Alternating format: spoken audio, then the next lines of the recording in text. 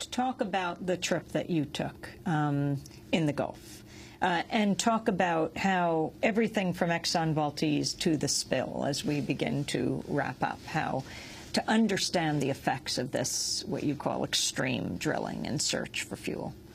Well, I went on a boat, I think you have some footage of it, with the team from the University of South Florida. The chief scientist was David Hollander, who's been one of the most outspoken scientists challenging claims really from day one that were coming from BP and federal agencies, originally saying, oh, there are no underwater plumes. They found one of the underwater plumes along with Samantha Joy, also her team also found one.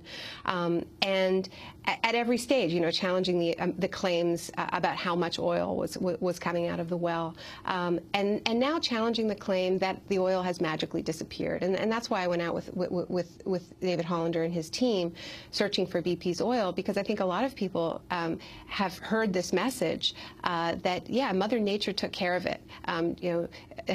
Just like we heard in the early days of the spill, the ocean is big and the amount of oil is relatively small. And this is a really, really dangerous message because we can't see it anymore. And this is one of the advantages of using huge amounts of dispersant, is it disappears the crime scene.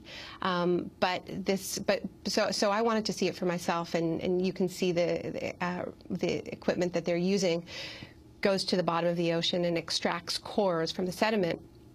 And what they found again and again around the well site is that there is a very thick layer of not pure oil. It's eroded. It's mixed in with sand and it's mixed in with dead crustaceans. But there's definitely oil covering a very large area. And the other thing that Dr. Hollander found, because he's been going back every few months, is that layer is getting thicker. And we really don't know what this is going to mean to the ecology, because this is one of the things I was really struck by working with these scientists, is that even the most expert of the bunch, this is still a mystery to them. The deep ocean is so understudied. They don't have baselines to compare the areas that they're studying to, because so little research was done about the deep ocean, in the deep ocean, before the spill.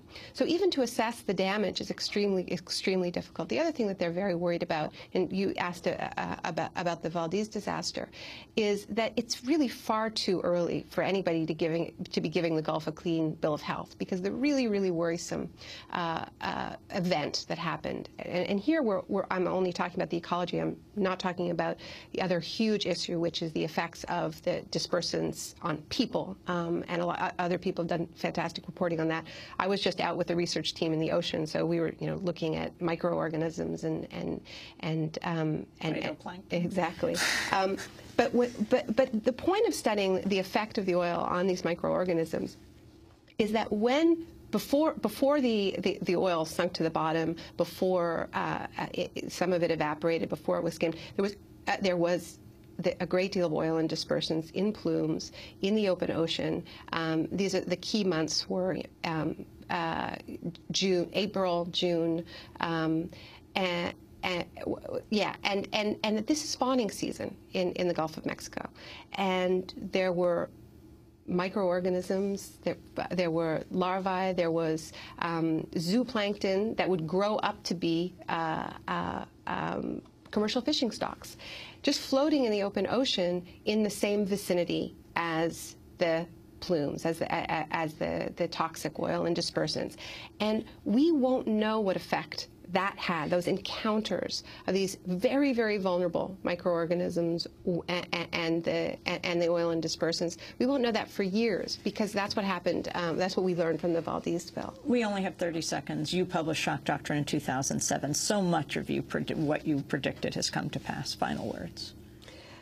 Look, my fear is that climate change is the crisis, the biggest crisis of all, and that if we aren't careful, if we don't come up with a positive vision of how climate change can make our economies and our world more just, more livable, cleaner, fairer, then this crisis will be exploited to militarize our societies, to create fortress continents, and we're really facing a choice. And I think what we really need now is for the people fighting for economic justice and environmental justice to come together.